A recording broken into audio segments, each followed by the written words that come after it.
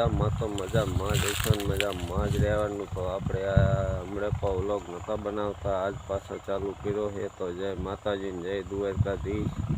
તો વ્લોગમાં કન્ટિન્યુ બન્યા રહું, તમને આજનો કંઈક નજારો બધો બતાવી દઉં. તો ચાલો બતાવું આજનો નજારો.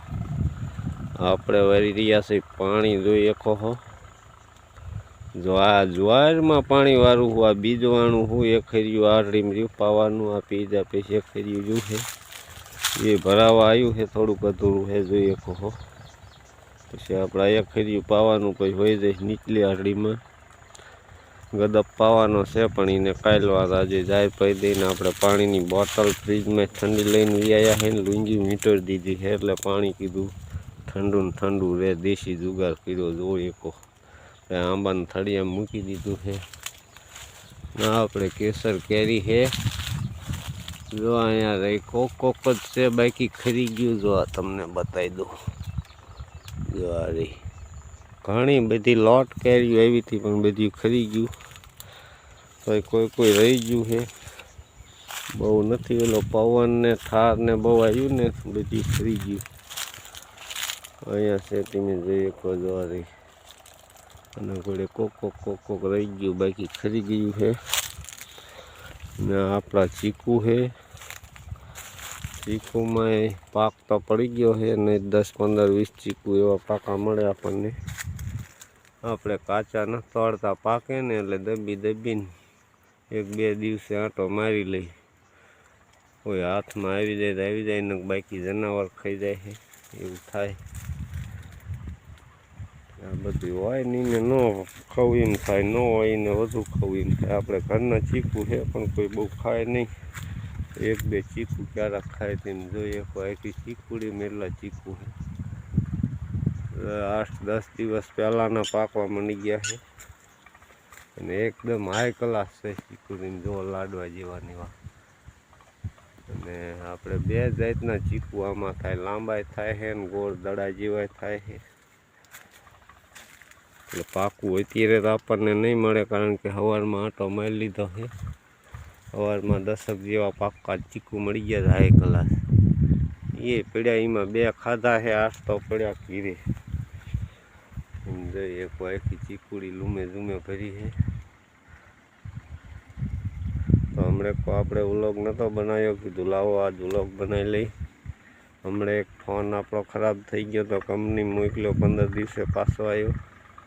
એટલે વ્લોગ નહોતા બનાવતા, પાછો આજ ચાલુ કર્યો આપણે વ્લોગ બનાવવાનું. તો કીધું લાવો બનાવી નાખી વ્લોગ. તો આવું કાંઈ હે બધું મિત્ર જોઈ શકો છો.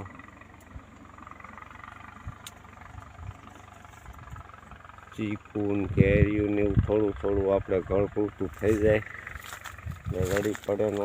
આંબામાં આપણે જાજી કેરીયું છે. અમારે જો આમ કાબા ઢાકા ને બધા આવી ગયા, જોઈ લો. ટાઢો પર થયો ને તો હું પાણીવાળું હું અહીંયા આવી ગયા. જો આ આંબામાં તો આમ ભોંયા અડી જાય કેરીયું, તેમ જોઈ શકો. આ આંબામાં પાછી રહી ગયું કેરીયું, હદ રહી ગયું જોઈ શકો. એટલે પહેલો આંબો બતાવ્યો ને એમાં બહુ નથી, આમાં હદ રહી ગયું છે. તો આવું બધું છે. કાબા ટકાવ અમારે જોઈ રજકો બધો ભાંગે.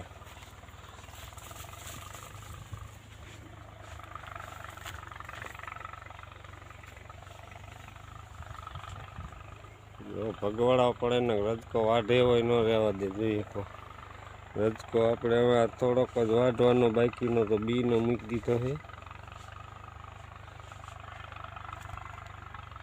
તો આવો કાંઈ બધો નજારો છે, જોઈએ કહો.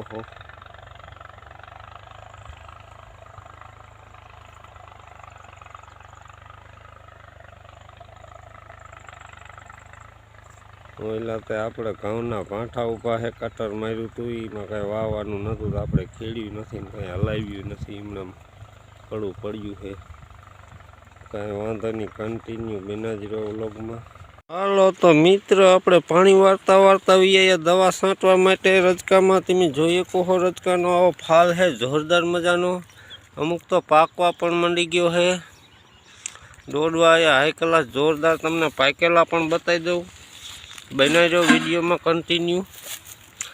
પાકો માલ તમને ગદપનો જોઈએ કો જો આ હુકાઈ ગયા ડોડવા એ પાકી ગયા છે, આ લીલા દેખાય કાચા છે, અને જે આ ઓલા દાંડવા દેખાય ને એ ઈવરું ખાઈ ગયું છે આપણે તેમ જોઈએ કો.